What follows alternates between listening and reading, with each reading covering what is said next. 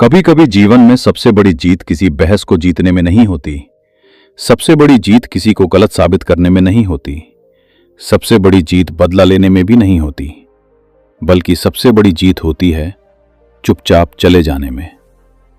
एक छोटी सी कहानी सुनिए। एक आदमी था, वह हर किसी के लिए अच्छा बनना चाहता था। जब किसी को मदद चाहिए होती, वो सबसे पहले खड़ा होता। जब किसी को सहारे की जरूरत होती, वह अपना समय, अपनी ऊर्जा और अपना दिल दे देता। लेकिन धीरे धीरे उसने एक बात नोटिस की। जिन लोगों के लिए वो सबसे ज्यादा करता था, वही लोग उसे सबसे कम महत्व देते थे। जब कोई उसे गलत समझता, वह घंटों बैठकर अपनी सफाई देता। जब कोई उसका सम्मान नहीं करता, वह और ज्यादा अच्छा बनने की कोशिश करता। जब कोई उससे दूर जाने लगता, वह उसे रोकने के लिए और ज्यादा प्रयास करता। उसे लगता था कि अगर वो पर्याप्त प्यार देगा, पर्याप्त समझाएगा, पर्याप्त साबित करेगा, तो एक दिन लोग उसकी कीमत समझ जाएंगे। लेकिन ऐसा कभी नहीं हुआ, बल्कि हर साल उसके अंदर कुछ टूटता गया। उसका आत्मविश्वास, उसकी शांति, उसकी खुशी। और सबसे खतरनाक बात, उसे ये सब सामान्य लगने लगा। फिर एक दिन कुछ ऐसा हुआ जिसने उसकी पूरी जिंदगी बदल दी।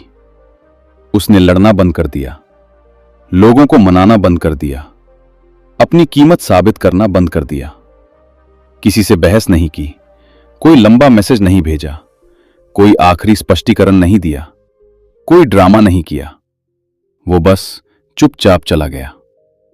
और यहीं से उसकी जिंदगी बदलने लगी, क्योंकि उसने पहली बार समझा कि कुछ दरवाजे खटखटाने के लिए नहीं होते, कुछ लोगों को मनाने के लिए नहीं होते, और कुछ लड़ाइयां जीतने के लिए नहीं होती।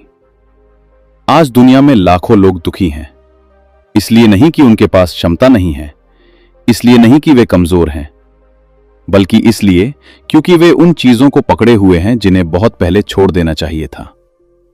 एक रिश्ता, एक दोस्ती, एक नौकरी, एक उम्मीद, या किसी व्यक्ति की स्वीकृति। और जितना ज्यादा वे पकड़ते हैं, उतना ही ज्यादा टूटते जाते हैं। इस वीडियो में आप जानेंगे कि क्यों चुपचाप दूर चले जाना कमजोरी नहीं, बल्कि मानसिक शक्ति का सबसे ऊंचा स्तर है। आप जानेंगे कि क्यों सफल लोग हर लड़ाई नहीं लड़ते, क्यों हर स्पष्टीकरण आपकी इज्जत कम करता है, क्यों कुछ लोग आपको कभी नहीं समझेंगे चाहे आप कितनी भी कोशिश कर लें, और क्यों जिस शांति को आप बाहर ढूंढ रहे हैं, वह अक्सर एक निर्णय के दूसरी तरफ आपका इंतजार कर रही होती है। वीडियो के अंत तक आप समझ जाएंगे कि असली शक्ति आवाज उठाने में नहीं, हर जगह अपनी मौजूदगी साबित करने में नहीं, बल्कि सही समय पर चुपचाप मुड़कर आगे बढ़ जाने में है। क्योंकि शेर कभी हर भौंकते हुए कुत्ते को जवाब नहीं देता। उसे पता होता है उसकी मंजिल बहस जीतना नहीं है, उसकी मंजिल उससे कहीं बड़ी है, और शायद आपकी भी। पॉइंट 1, जहां आपकी कद्र नहीं होती, वहां रुकने की छुपी हुई कीमत कल्पना कीजिए। आप एक ऐसे पौधे को देख रहे हैं जिसे हर दिन पानी दिया जा रहा है, उसका पूरा ध्यान रखा जा रहा है, लेकिन वो फिर भी बढ़ नहीं रहा। उसकी पत्तियां पीली पड़ रही हैं, उसकी चमक गायब हो रही है। अब सवाल यह है कि क्या पौधे में कोई कमी है? जरूरी नहीं। हो सकता है समस्या पौधे में नहीं, बल्कि उस मिट्टी में हो जहां उसे लगाया गया है। और यही बात इंसानों पर भी लागू होती है। बहुत से लोग अपनी पूरी जिंदगी ये सोचते हुए बिता देते हैं कि उनमें कोई कमी है, कि वे पर्याप्त अच्छे नहीं हैं, पर्याप्त बुद्धिमान नहीं हैं, पर्याप्त आकर्षक नहीं हैं, पर्याप्त योग्य नहीं हैं। लेकिन सच्चाई अक्सर कुछ और होती है। समस्या उनमें नहीं होती, समस्या उस वातावरण में होती है जहां वे खुद को बार बार साबित करने की कोशिश कर रहे होते हैं। एक ऐसी दोस्ती जहां आपकी मौजूदगी को हल्के में लिया जाता है, एक ऐसा रिश्ता जहां केवल आप ही प्रयास कर रहे हैं, एक ऐसी नौकरी जहां आपकी मेहनत को सम्मान नहीं मिलता, एक ऐसा समूह जहां आपको हमेशा कमतर महसूस कराया जाता है। धीरे धीरे ये चीजें आपकी आत्मा पर निशान छोड़ने लगती हैं। और सबसे खतरनाक बात यह है कि ये एक दिन में नहीं होता, ये धीरे धीरे होता है। इतना धीरे कि आपको एहसास भी नहीं होता। हर बार जब कोई आपका अपमान करता है और आप चुप रहते हैं, आपका आत्मविश्वास थोड़ा कम हो जाता है। हर बार जब कोई आपकी भावनाओं को नजरअंदाज करता है और आप फिर भी वहीं बने रहते हैं, आपका आत्मसम्मान थोड़ा और टूट जाता है। हर बार जब आप अपनी कीमत साबित करने की कोशिश करते हैं, आप खुद को यह संदेश भेजते हैं कि शायद आपकी कीमत अपने आप में पर्याप्त नहीं है। यही कारण है कि विषैले रिश्ते और एक तरफा संबंध केवल समय नहीं चुराते, वे आपकी पहचान चुरा लेते हैं। वे आपको उस इंसान से दूर ले जाते हैं जो आप वास्तव में बन सकते थे। मनोविज्ञान में एक सिद्धांत है, लोग अक्सर आपको वैसा ही ट्रीट करते हैं जैसा आप उन्हें करने देते हैं। इसलिए एक बहुत शक्तिशाली सिद्धांत याद रखिए, what you tolerate teaches people how to treat you. आप जो सहन करते हैं वही दूसरों के लिए आपका मानक बन जाता है। यदि आप बार बार अनादर सहन करते हैं तो लोग मान लेते हैं कि यह स्वीकार्य है। यदि आप बार बार अपनी सीमाएं तोड़ने देते हैं तो लोग उन सीमाओं का सम्मान करना बंद कर देते हैं। और फिर एक दिन आप खुद से पूछते हैं, मैं इतना थका हुआ क्यों हूं? क्योंकि आप केवल लोगों को नहीं ढो रहे थे, आप उनकी अपेक्षाएं, उनका व्यवहार, उनकी उपेक्षा और उनका बोझ भी ढो रहे थे।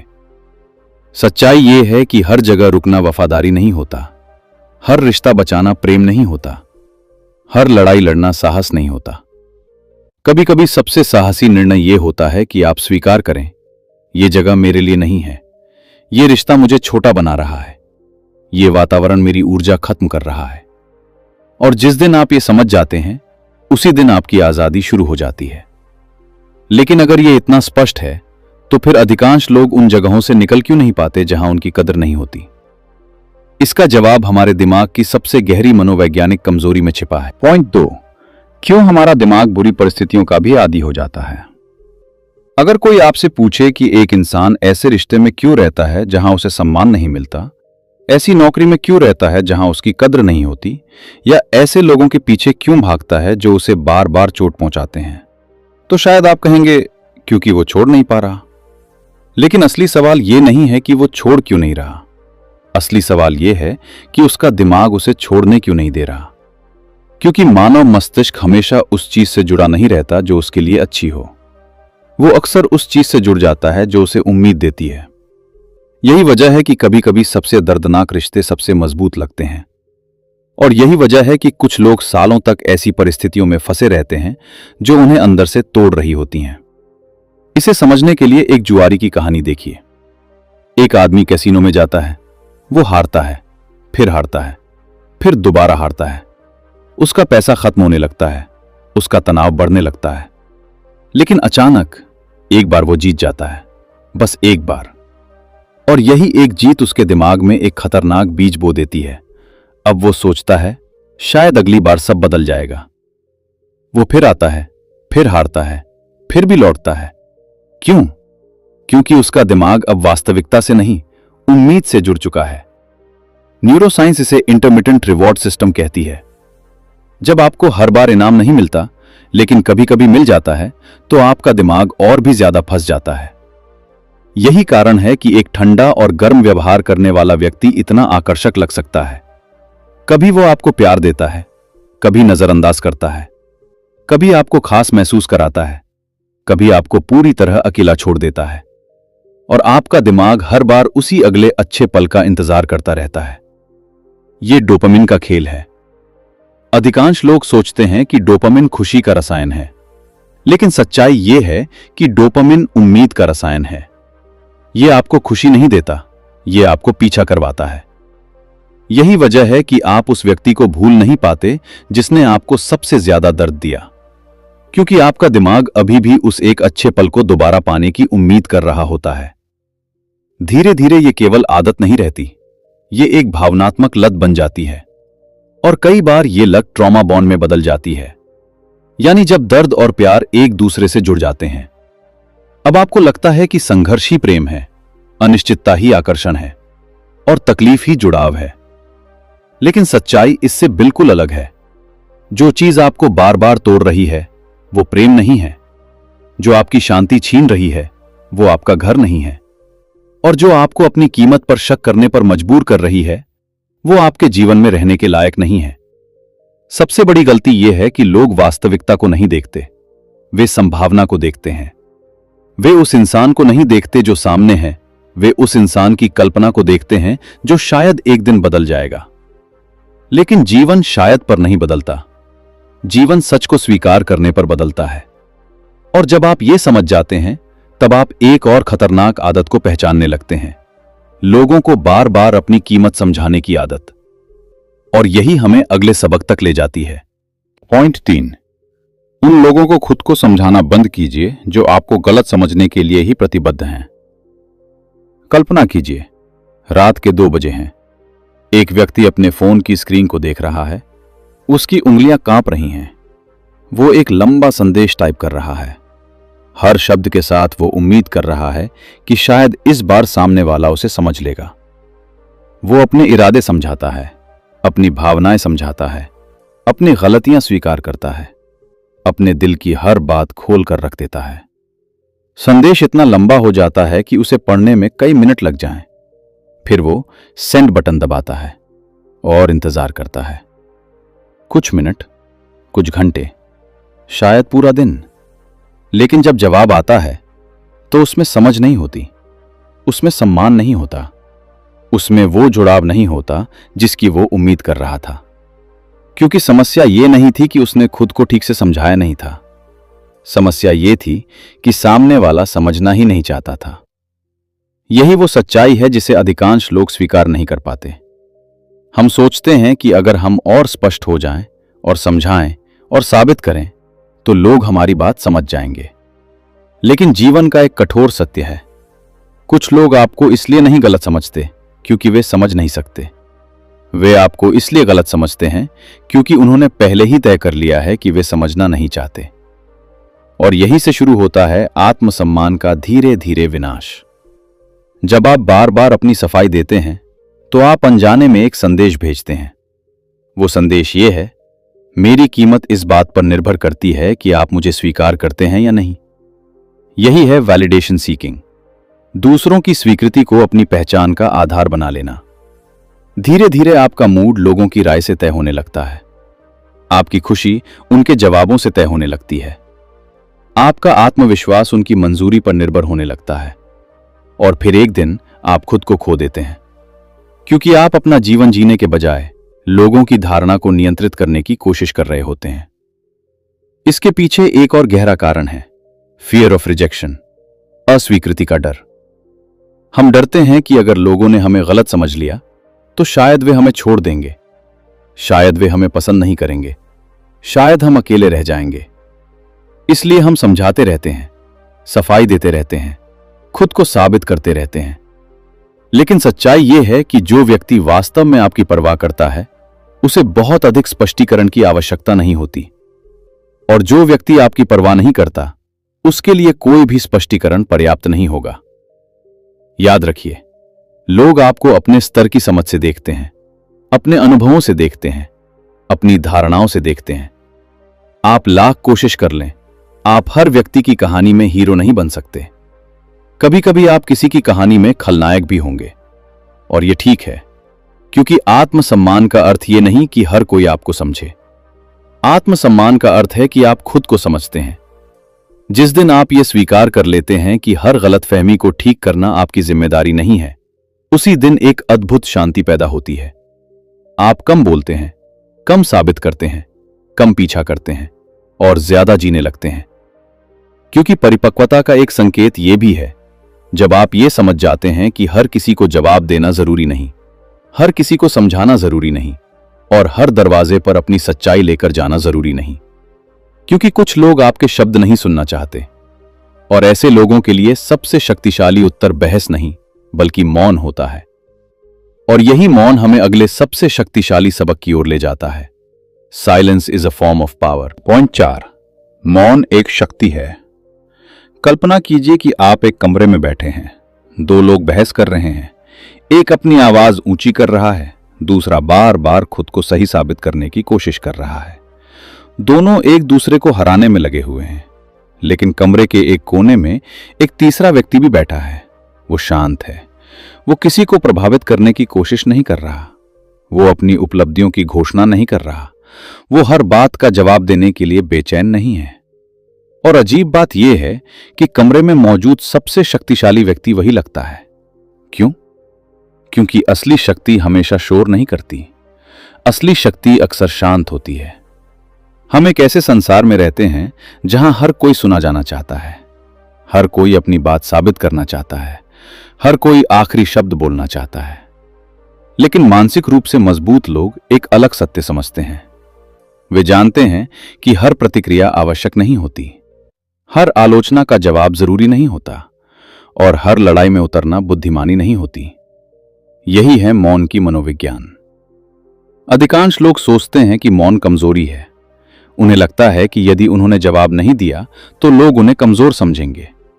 लेकिन वास्तविकता इसके बिल्कुल विपरीत है। क्योंकि प्रतिक्रिया देना आसान है, गुस्से में बोल देना आसान है, भावनाओं के नियंत्रण से बाहर हो जाना आसान है। मुश्किल काम है शांत रहना, अपने मन को नियंत्रित रखना और अपनी ऊर्जा को व्यर्थ न करना। यहीं से इमोशनल कंट्रोल शुरू होता है। भावनात्मक नियंत्रण का अर्थ भावनाओं को दबाना नहीं है। इसका अर्थ है कि आपकी भावनाएं आपको नियंत्रित न करें। कोई आपको अपमानित करे और फिर भी आप अपनी शांति बनाए रखें।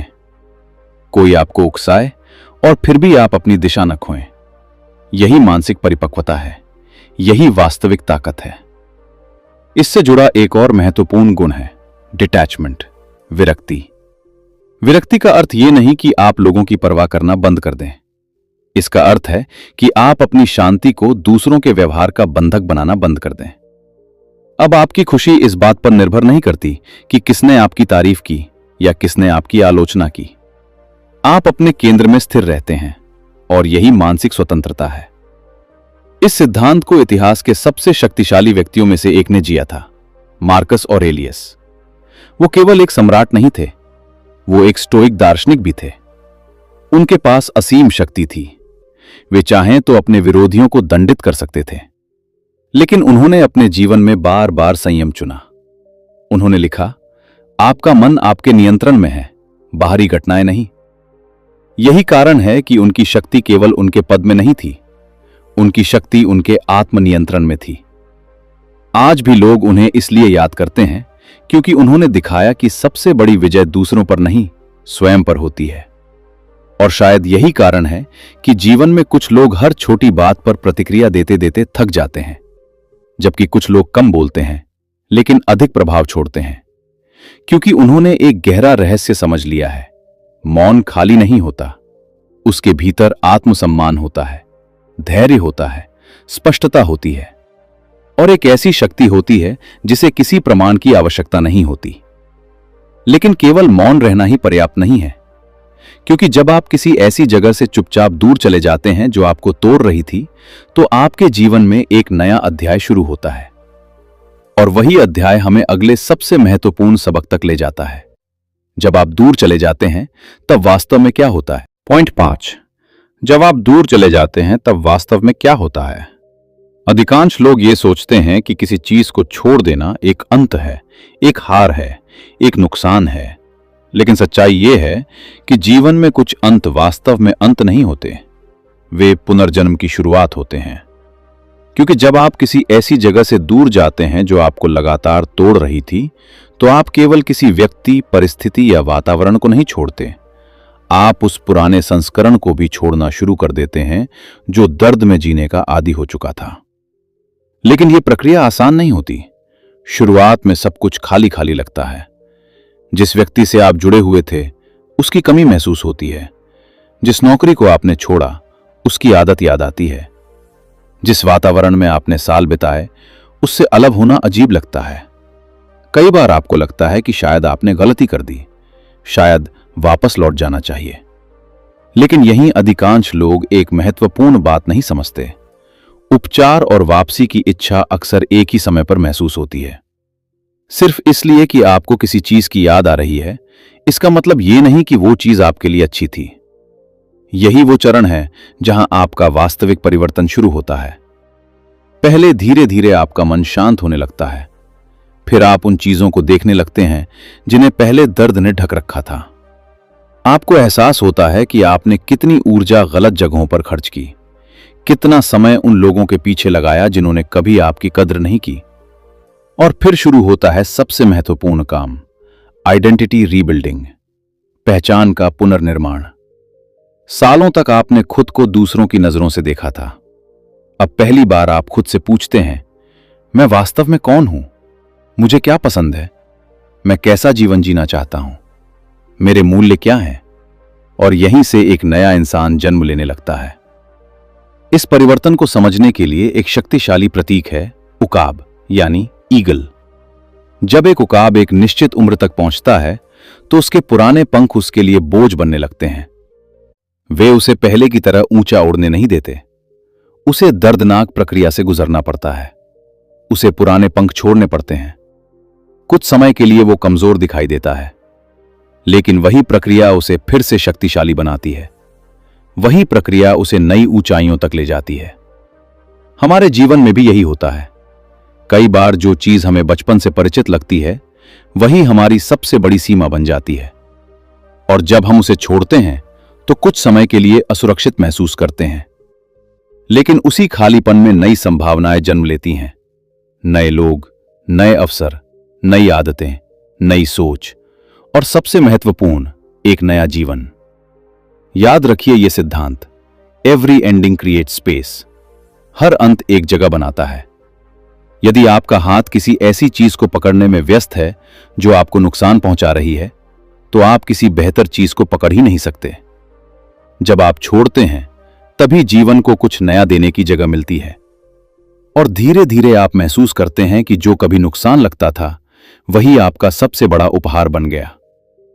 लेकिन इस पूरी यात्रा का सबसे गहरा सबक अभी बाकी है, क्योंकि आखिरकार असली शक्ति केवल दूर चले जाने में नहीं है।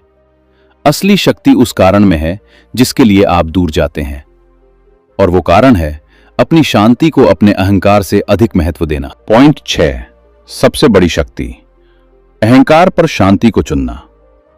इस पूरी यात्रा के अंत में हम एक ऐसे सत्य तक पहुंचते हैं जिसे समझने में कुछ लोगों को सालों लग जाते हैं और कुछ लोग पूरी जिंदगी नहीं समझ पाते। वो सत्य ये है कि जीवन की सबसे बड़ी शक्ति हर लड़ाई जीतने में नहीं है। सबसे बड़ी शक्ति हर किसी को गलत साबित करने में नहीं है। सबसे बड़ी शक्ति बदला लेने में भी नहीं है। सबसे बड़ी शक्ति है अपनी शांति को अपने अहंकार से ऊपर रखना। लेकिन अधिकांश लोग ऐसा नहीं कर पाते। क्यों? क्योंकि अहंकार हमेशा लड़ना चाहता है। अहंकार चाहता है कि लोग माने कि वो सही था। अहंकार चाहता है कि जिन्होंने उसे चोट पहुंचाई वे पछताएं। अहंकार चाहता है कि आखिरी शब्द उसी का हो। और यही कारण है कि लोग वर्षों तक उन चीजों को ढोते रहते हैं जो बहुत पहले छोड़ देनी चाहिए थी। इसे समझने के लिए एक कहानी सुनिए। एक यात्री था। वो एक लंबी यात्रा पर निकला। रास्ते में उसे कुछ पत्थर मिले। पहला पत्थर था एक पुरानी बेइज्जती। दूसरा पत्थर था किसी का विश्वासघात। तीसरा पत्थर था अस्वीकृति का दर्द। चौथा पत्थर था खुद को साबित करने की जिद। उसने सोचा कि वो इन पत्थरों को अपने साथ रखेगा ताकि वो कभी भूल ना सके कि उसके साथ क्या हुआ था। शुरुआत में वे पत्थर हल्के लगे, लेकिन जैसे जैसे समय बीतता गया वे भारी होते गए। हर कदम मुश्किल होने लगा। उसकी गति धीमी पड़ गई। उसकी ऊर्जा खत्म होने लगी। फिर एक दिन उसने रास्ते में एक वृद्ध व्यक्ति को देखा। वृद्ध ने पूछा, तुम इतने थके हुए क्यों हो? यात्री ने कहा, मेरी जिंदगी ने मुझे बहुत बोझ दिया है। वृद्ध मुस्कुराया और बोला, जिंदगी ने नहीं, तुमने खुद ये बोझ उठाकर रखा है। यात्री ने पहली बार अपने कंधों की ओर देखा और उसे एहसास हुआ कि इन पत्थरों को उठाए रखना उसकी मजबूरी नहीं थी।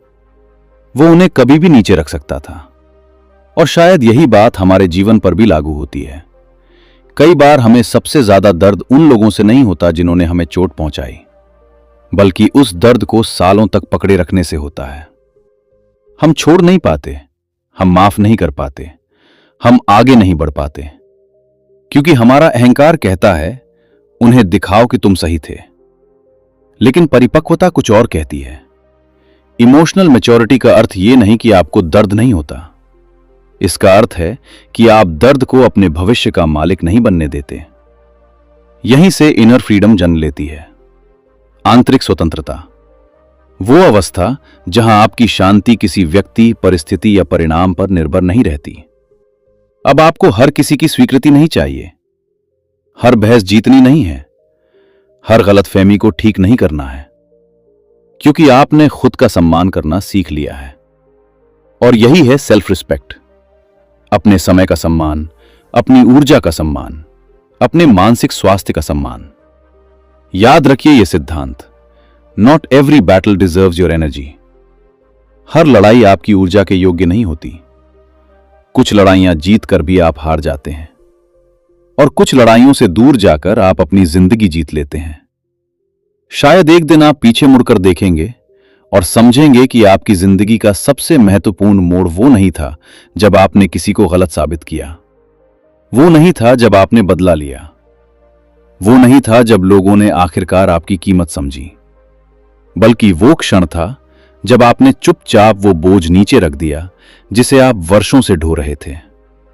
और पहली बार आपने अपने अहंकार को नहीं, अपनी शांति को चुना। और उसी क्षण से आप वास्तव में आजाद हो गए। और शायद इस वीडियो का सबसे महत्वपूर्ण संदेश सिर्फ इतना है, हर चीज को पकड़कर रखना ताकत नहीं होती, कभी कभी छोड़ देना ही सबसे बड़ी ताकत होती है। कुछ लोग आपकी जिंदगी में रहने के लिए आते हैं और कुछ लोग आपको एक सबक सिखाने के लिए, लेकिन दोनों को हमेशा साथ लेकर चलना जरूरी नहीं है। याद रखिए, जब आप उन चीजों को छोड़ देते हैं जो आपकी शांति छीन रही हैं, तब आप उन चीजों के लिए जगह बनाते हैं जो आपकी जिंदगी बदल सकती हैं। तो आज इस वीडियो के बाद खुद से एक सवाल पूछिए, वो कौन सी चीज, व्यक्ति, आदत या दर्द है जिसे आपको बहुत पहले छोड़ देना चाहिए था, लेकिन आप अब भी पकड़े हुए हैं। नीचे कमेंट में सिर्फ एक शब्द लिखिए, बी साइलेंट। अगर आप आज से अपनी शांति को अपने अहंकार से ऊपर रखने का निर्णय लेते हैं, और अगर इस वीडियो ने आपको सोचने पर मजबूर किया, तो इसे उस व्यक्ति के साथ जरूर शेयर कीजिए जिसे अभी यह संदेश सुनने की सबसे ज्यादा जरूरत है। याद रखिए, शेर हर आवाज का जवाब नहीं देता, वो अपनी दिशा पर ध्यान देता है। अब सवाल यह है, क्या आप भी आगे बढ़ने के लिए तैयार हैं? हम फिर मिलेंगे एक और गहरी मनोवैज्ञानिक यात्रा में। तब तक